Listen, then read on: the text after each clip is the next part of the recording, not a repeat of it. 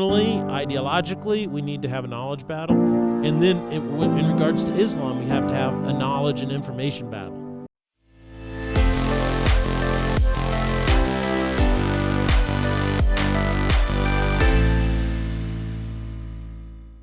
Ladies and gentlemen, welcome to the Salty Pastor Podcast, a podcast that focuses on coaching you in the growth of your faith. Our world is struggling to find peace in the midst of all this chaos, direction in the midst of all this aimlessness, and purpose in the midst of no meaning. We're challenging everyone to take time to think about the point and purpose of your life, and then you will know what you believe and why you believe it. This leads to a stronger faith, and that's how you find peace, hope, and love in this world.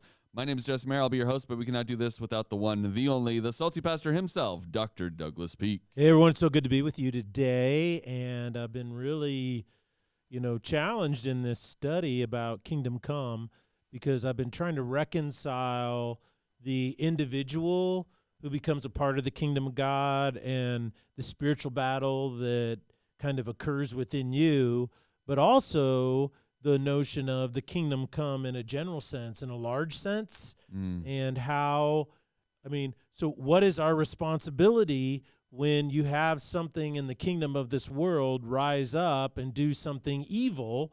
What is our stance and how do you approach it? And so I'm trying to figure out how to weld those two together, and so it's been really challenging. And so I think the personal spiritual growth is easy to address, but how that influences, big things, big nations, takes a little bit more work.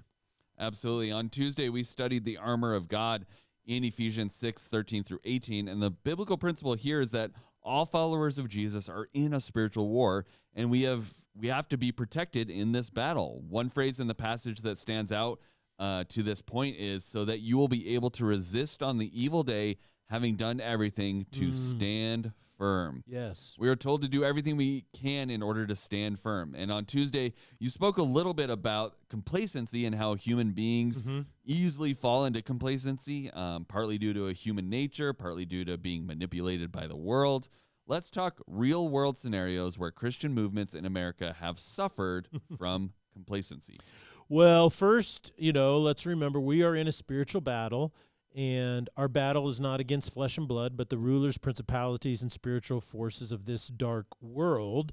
And I like how you pointed out in the next verse where he says, once you have done everything, so the reason we must be aware of the spiritual war that is happening is because it spills over into this world that creates darkness, and we need to do everything we can. We need to do everything we can as individuals to stand firm and resist this evil, right? Do you remember the old cliche? I can't remember who said it. It's not a cliche. It's just a kind of a proverb is, all it takes for evil to advance is for good men to do nothing. Yes. Yeah? Yeah. That sense that we just can't sit by and do nothing and let evil advance, right? Right. That doesn't appeal to the sheepdog mentality or vibe of the masculine image of God that we are called to protect. There's real evil out there, and real men step up and stop it, right? So there's that. But also, how does it spill over in a general sense, and how do you fight it generally? So I think that since our battle is not being fought against flesh and blood, where is it being fought? And I think there's two primary fronts that it's being waged on today in America, in an individual sense and in a general sense. You can kind of see these waves coming across America. And that is, the first one is ideological. And I think that there is an ideological battle out there that needs to be waged, and anybody who's listened to the Salty Pastor for any point of time knows that to be true, and that's what we talk about most of the time. I also, though, do believe that there is, across the globe and in America today, the influence of Islam. This is a front, and, where this battle needs to be waged. And so we need to endeavor to stand against what this expressed mission and intent of Islam is. And the problem is that most people in America and Western civilizations have no idea what it is. right? They just don't know.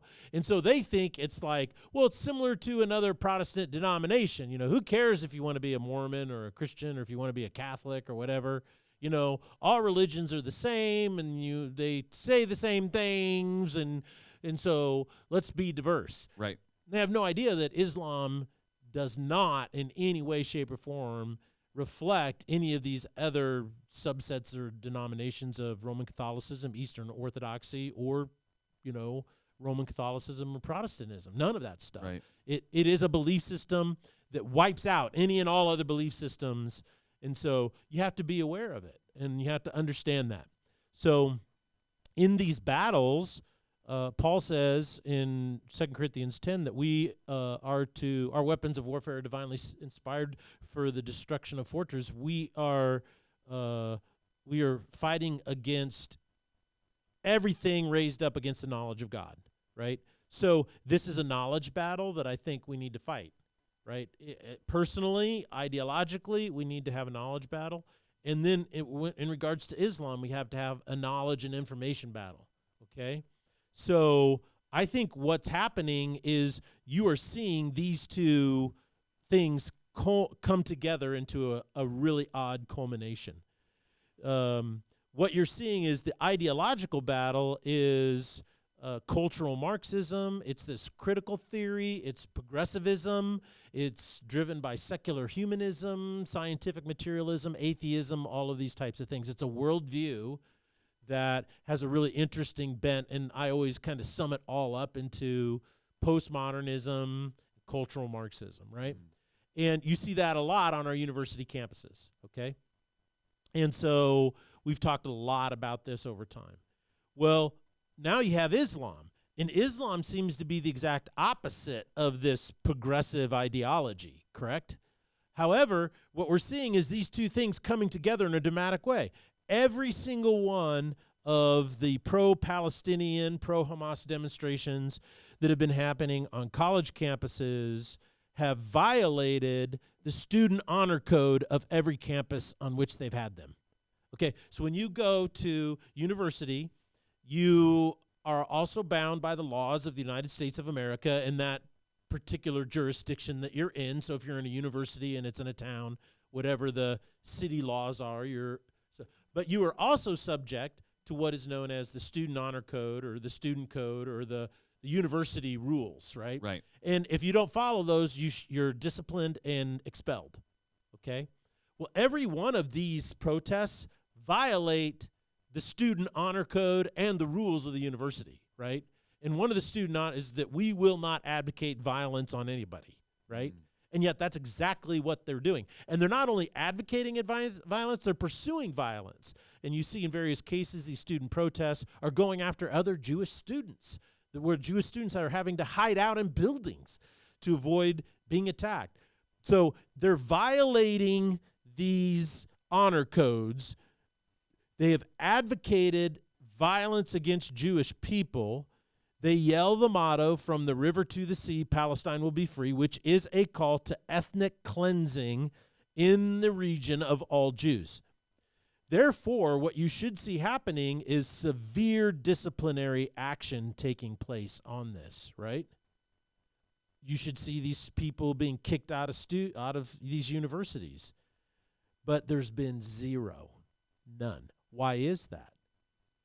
Because this first ideological progressive ideology has adopted the notion that Islam is an oppressed minority here in America, when it's really not. And what I find so fascinating is the crimes against Jews and Jewish synagogues and vandalism have risen over 400% in the last 6 weeks. There's been no violence. There's been no anything against Muslims in America, actually quite the opposite. And yet the White House every day talks about they formed a new task force to fight Islamophobia. It's like, okay, why don't you have a task force to protect Jewish people? Right. It's absolutely insane. And the reason why they're doing it is because driven by this ideology. As a matter of fact, university presidents have not taken a stand against this behavior in any strong sense. their response has been so poor that in some situations, like Harvard and Penn State, have lost a combined $700 million in contributions. The reason this is happening is because of progressive ideology. This cultural Marxism has been ensconced in the university so long, and now Islam is taking advantage of it. And Islam is coming in and using that. It's been invited in. But the ideology of this progressive value set is incapable of stopping what Islam ultimately will do to it. And you're really seeing this happen in England and in France right now. And there's some really big problems over there. Our press never reports on them, but they're in serious trouble of how to deal. Because now their Muslim enclaves have become so big, they're over 22% of the whole population. And so this is a problem, and they don't know how to do it. But back here in America, I want to bring the conversation back to this, and that is, the conclusion is very important to understand, and that is the center of everything that is being raised against the knowledge of God right now, the center of everything that is inviting Islam to come in and pursue its own goals against Christianity and against democracy and against any other faith is ensconced in the universities. It's our universities that are doing it, and that is a problem. I mean, over the last few years, this has been a recurring theme in what you've brought out in issues of the modern time, right? And Yes. most of the most egregious things happening in the world seem to have some origin back to a ideology that has been perpetuated at the university level, right? Mm-hmm. Why do you think this is? Has it always been this way? Well, that is so interesting to me. It's so interesting to me, and it goes back to our original point about complacency. What happens when people get complacent? And that is, I don't know if you know this, but Yale was started in 1701. So when did we sign the Declaration of Independence? 18. Nope. I don't know. I'm 1776. That's what it is. 1776. July 4th, 1776. So, right?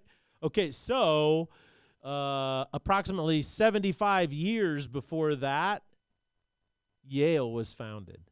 And do you know what Yale was founded for? For one purpose and one purpose only: training ministers to preach the gospel of Christ. That's why it was formed. And it did that for over 150 years. It wasn't until after the Civil War in 1865, that's when the Civil War ended, that they started to consider maybe we should offer courses to help people, right, because the country was devastated, but educate people in how to do other things to rebuild the country. So in 1868, they started to expand the curriculum. And it was during this time where the first progressive ideology emerged at the universities, and it had come over very quickly from Europe through Darwinian origin of the species, and all that kind of stuff happened at that time. And then you also had Marx and his ideology at that time being written all in the around 1850 to 1880. And then you had Nietzsche and his philosophies that were becoming very popular. And so what happened is because of this naturalist movement in Western civilization, they saw faith as irrational. So over the next 70 to 80 years, the progressive leftists, non-Christians came in and colonized the university. They completely took it over. And today, if you are to go to Yale and you're a Christian, they won't let you in. They don't want you. And Yale Divinity School was considered such an elite divinity school for centuries, but it has gone off the cliff. Even in the Divinity College at Yale, the supposed bastion of the university's trained ministers, there's a professor by the name of William James Jennings who speaks regularly on why white people can't be saved and why whiteness is to be fought at all cost. And this was the university that for 150 years trained ministers to go preach the gospel of Christ. And today, it is sitting on a $40 billion endowment. $40 billion endowment, right? And what does it fund? Progressive leftist ideology. And, the list goes on. Look at Harvard. Harvard is the same thing. It's 400 years old. Harvard is. And the first 200 years of its existence, all it did was train ministers to preach the gospel.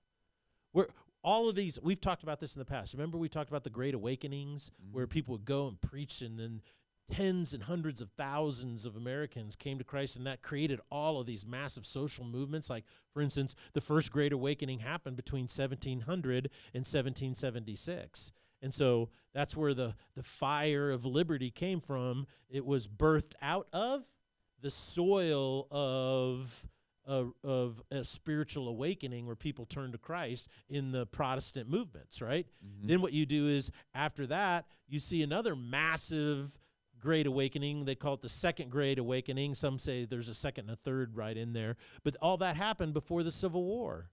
Then there was another Great Awakening. Another spiritual wind flew through America. And then right after that, in the 1900s, is when we had women's suffrage and we had all this stuff. So whenever there was a Great Awakening, you know what happened?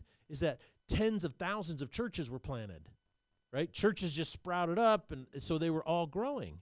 And what has happened is now all of these universities that they were training the ministers that were preaching and starting the churches that built America, But today it is now the bastion. It is a new religion, right? And it's not the Church of Jesus Christ anymore. It's a church of progressive leftist ideology. Columbia University was established in Manhattan in 1754, and you know where they held classes the first year? Where? In the church in which it was founded. And it was started and funded by the Missionary Society of the Church of England. Princeton, 1747, was started by the Presbyterian Church because some of the synods were opposed to what? The Great Awakening. There were Presbyterian churches, and they were opposed to all of these people coming to Christ, right? And so they go, wait a second, we need to get on board with this. So the Presbyterian Church started Princeton in order to help them, train ministers who would go out and preach and form these churches in the Great Awakening, And then now you go back to towns and cities, you go back east, and you see these old Presbyterian churches, and when were they built, right? They were built in the late 1800s all the way up to 1920. These beautiful, wonderful architectural masterpieces. And so it's important to understand that how did this happen? Complacency, right? It happened over complacency. What no one wants to admit is that, especially beginning in 1960, during the sexual revolution, this university, not just these Ivy Leagues, but all universities, public and private across the nation, became the church of a new religion, and that religion is progressivism, okay? It is a form of secular humanism, scientific materialism, atheism, riding on the wave of critical social theory that came out of the Frankfurt School. And I believe that this new religion that has taken over America is what's destroying it. Yeah, talk to me a little bit about what you see as far as the connection between Islam and these tenets of progressivism. They seem like they shouldn't fit together, but you're drawing a line between them that I'm a little confused by, because it seems like they shouldn't fit together and that they're contradictory to each other almost, but they seem to be working together or helping each other in some ways. Yeah, that is the challenge, but that's exactly what's happening, right? And that is that progressive ideology, leftist ideology, is different than liberal ideology, right? A lot of these universities were liberal arts, and the whole point of liberal arts is that we're not going to take a dogmatic, one-sided approach to something. We're going to listen to all the ideas, let the best idea bubble to the top, and then when it's proven to be the most effective, right, we're going to adopt it. Right. And so that's what they did. And this is why Harvard and Princeton and Yale, they were training ministers, and they realized that theologically we have this revelation called the Bible. Now, doctrinally, we know what our doctrine is, but now what we're going to do is we're going to help train doctors, right? Right. And so what we're going to do is we're just going to use whatever's the best medical technique. We're going to research it and say, okay, do that. So they became research institutions. Right. And so, but what happened is, particularly starting in the 60s, is they shifted now to a progressive ideology where you see the result of this now, that where the best ideas were supposed to win, now math is racist and science and medicine is racist. Okay, how did you go from there to there? The best idea is going to win, but we're going to censor all ideas that we disagree with. Right. You see what I'm saying? Is like, well, wait a second. I thought this ideology was built on what's the best, right? And let's argue for the best to now. And that's what's so interesting about it, you see, is that's what the Frankfurt School of Critical Theory, that's what Marxism, the ideology of Marxism has done, is it reminds me of what Paul says. Professing to be wise, they became fools. Well, I mean, we even see that in our political system now. It's not about the best idea. It's just about the idea that I want. Right. On both sides, right? Like, that's the thing. It's like, it's not even a let's find a way to find the best idea. It's my idea is the best, and I don't want to hear any other idea, and I will scream at you and do whatever I need to make sure that your idea doesn't win because my idea is the best. Yeah. There's no anticipation of, well, maybe there is a better way. Correct. And those ideas are driven by ideology. So once you have that ensconced, now what happens is Islam comes in, right? And so what does Islam do? You know, Islam is basically it comes in, and Islam by its very nature, okay, does not assimilate. And Islam is not about democracy. It's not about a republic. It's not about human rights. It's about the Islam means to submit. It is a social, political, economic system. It's all laid out in the hadith. And the goal is to get everybody to submit to that. And that's why these two have now wedded, is because Islam sees that ideology is an open door to come in, and then once it gains the power it needs through that open door, the first people they're going to eliminate is them, right? During the period between 1300 and 1700, that's a 400-year period in Western Europe, Christianity was the only thing that actually stopped the spread of Islam, okay? The Ottoman Empire pushed, it had a dream to conquer all of Europe, okay? It wanted, the primary thing that what the Ottoman Empire wanted was the Vatican. Because in Islam, particularly the Ottoman Empire, it is a spiritual war. And they want to win. And what have we been talking about? Is that all of this flows out of what? A spiritual war. Right. And what's so interesting is Islam sees this as a spiritual war. And so what they did, in particular, the siege of Vienna in the 17th century, 1600s, is historically one of the most significant battles between Western civilization and Islam. Because Islam was pushing over. They want to take Vienna, okay? And once they got Vienna, then they could come around and march down the Italian peninsula and take Rome. That was their goal. But they were stopped at Vienna. And I won't go into that. We've actually talked about this on an episode, probably 200 episodes ago. I talked about this. But what happened is Islam lost that battle. Okay, the battle started on, what date do you think it started on? And if you remember, it started on September 11th. And they lost on September 12th, 1683. And this is why Al-Qaeda terrorists from Saudi Arabia attacked America on 9/11.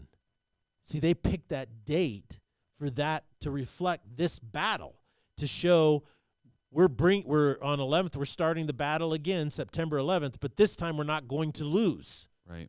Isn't that interesting? Yeah. But most Americans are not even aware of this. When Christianity was a primary influence in Western civilization, it had the backbone to stop the advancement of Islam.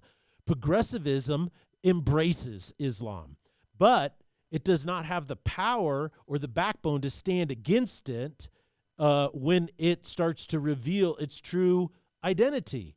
And it will be consumed by it. And this is a perfect example, is that on Harvard University, you had these people that were protesting, students at Harvard, calling for the genocide of Jewish people, the murder of genocide of Jewish people, and this rampant anti-Semitism, which is illegal if you're a student at Harvard. And what does the Harvard president do?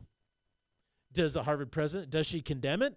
No. Does she say stop it? No. Do they send any type of security to put a stop to it when they're chasing Jewish students and harassing them? No. It was such a feckless, weak response. How can you have a backbone to stop the advancement of this type of evil ideology when you can't even say when they are violating your own rules that they're violating your own rules? That is such weakness, and that's what progressivism is. And it is the door through which Islam is trying to march into America. If you go over to Western Europe, they talk about this openly. The mullahs and the Islamic leaders in England, in France, and in Germany, they talk about this openly. There's articles and research on this. They talk about how we have come here, we're immigrating our people here because we are taking over, and when we get big enough, we're going to overthrow the government. And it's shocking to me because in these Western democracies, they think, well, most Muslims don't believe that. Most Muslims don't want that because they're secular progressives, and their underlying belief is that faith isn't real and nobody actually believes that. So once they get over here and they drink our wine and eat our food and find all the freedom that they could do and sexual freedom like that, all of those second and third generation Muslims aren't going to be Muslims anymore. And guess what's happened? The exact opposite. The most radical Muslims in Germany, in France, in England right now are second and third generation immigrants. Because where are they being trained? They're not being trained in the public school system. They're being trained in the mosques that have been set up, some in England, in old churches, right, of the Church of England, and that's where they're spreading their ideology. And so this will be, in the end, I know I'm sounding a little dramatic and a little salty, but if we aren't aware of this, it will be the downfall of Western civilization. So talk to me a little bit about, let's tie this back to Kingdom Come is about our spiritual warfare. Tie this back to how this is happening within the spiritual warfare. Well, I think, is that it begins with me as an individual, and that is I have to win the spiritual battle so that I live more fully in the kingdom of God, right? And the nature of a spiritual war is that it spills over into your everyday life on a personal level, and what's happening is it's spilling over into the personal lives of all these people around you. And one of the biggest things is that Christians in America have become complacent. And one thing you have to realize, every Christian out there in America, or any person who claims to be a Christian, is to realize is that progressivism, this social theory on university campuses, is the new religion. And they are 100% invested in it. Okay, all their tithes and all of their money goes to that. George Soros became a billionaire by manipulating the currencies of nations. He bankrupted nations, but he just doesn't have $1 billion. He has tens of billions of dollars. He has massive amounts of money. And he is of this ideology, and he has turned around, and then he has invested all of his money, billions and billions of dollars in it, in communist, socialist organizations. And everybody, maybe not everybody's aware, but the rising crime rate in many of our cities is due to the fact that he funded the elections of many radical DAs. And these DAs are not enforcing the law. And so they're letting criminals out on the street. And so what happens to the crime rate when you let the criminals out of the jails? It goes way up. And then other crimes are not even being prosecuted anymore. On Tuesday, November 7th, what happened is Ohio approved a change to their state constitution. And the change that they approved was it made abortion on demand up until the moment of birth is a right in the state of Ohio. Okay? Now, it wasn't maybe we should have abortion rights up to like the first trimester or any of that. It's So they're going to practice partial birth abortion, which is infanticide, right? They're going to take babies that can live outside the womb, and they can legally kill them because it's a part of their state constitution in Ohio now. How in the world did that happen? Well, the pro-abortion lobby there spent 3 times as much money on this than the pro-life groups did. Why did they spend so much more money? Because their side funds it. That's their religion. Now, I'm not here to complain. I'm just pointing out the facts, is that the Christian billionaires that are out there in America today are not giving money to churches. They're not doing it. As a matter of fact, I've talked to some people that were, in the hundreds and hundreds of millions of dollars. They've been told that, well, I don't want to give it to a church because a windfall like that would kill them. Okay, well, maybe there's some wisdom in that, but what they're doing instead is they're giving it to universities. So they're giving it to the church of what? Of progressivism that is destroying the country in which they live. I'm not here to complain. I'm just saying this is the trends. These universities that they're giving money to may have been started by Christians, and they have Christian mottos on them. When you go to Harvard today, when I visited Harvard, I'm taking pictures of all these buildings because I love the architecture and I just love the campus. And on the buildings are all of these verses from the Bible. And yet Harvard is one of the most hostile environments today to not only Jewish kids, but to Christian kids, right? And I've said this before, is that their chaplain that they appoint, the campus has a chaplain. And guess what? The chaplain is an avowed atheist. So if that is not messed up, I don't know what is. But people are giving their money there, and they are supporting the Church of Progressivism that is, and so, people are flocking, I think, to listening to the salty pastor. And if you want to hear political commentary about things that are going on, there are guys that do a better job than I do. I mean, they're all politics all the time. I'm here to talk about the biblical things and then how it flows out into culture. So I'm connecting dots that you aren't going to want to get on a political commentary show, and it helps you grow your faith because everything we do starts with the Bible first. But there are very few pastors trained and focused on how the propositional truths in the scriptures should be driving our culture and society. Other than like 1 or 2 real strong supporters of the salty pastors, even though we've asked in the past, it's interesting to me is that we operate kind of on a shoestring. I mean, we are fighting this fight on a shoestring, and we're fighting an enemy that is like Goliath. I mean, it is massive. It is well funded. It has hundreds of billions of dollars behind it.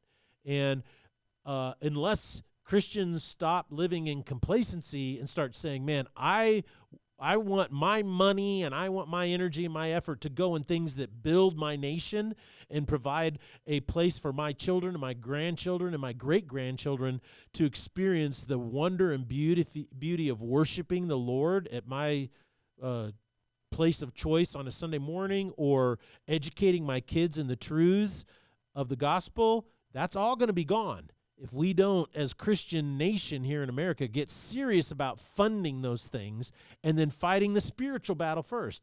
Not a physical battle or a political battle, but a spiritual battle first. And that's how we win it. That's why every contribution to the Salty Pastor really makes a difference, because we are doing this for almost nothing. So if you are wanting to help support the Salty Pastor, you can do that. You just go to foothills.org/give, and you're able to select the Salty Pastor as the recipient of that.